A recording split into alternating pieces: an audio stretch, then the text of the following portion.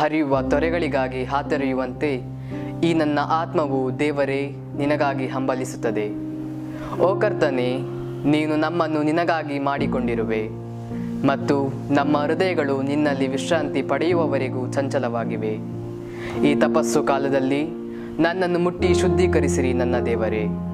ದೇವರೇ, ನಿಮ್ಮ ರೂಪವನ್ನಾಗಿಸಿ ನಮ್ಮನ್ನು ಸೃಷ್ಟಿಸಿದ್ದೀರಿ. ಈ ನನ್ನ ಮನ ಹೃದಯ ನಿಮ್ಮಲ್ಲಿ ಬೇರೂರಲು ಪ್ರಯತ್ನಿಸುತ್ತಿದೆ.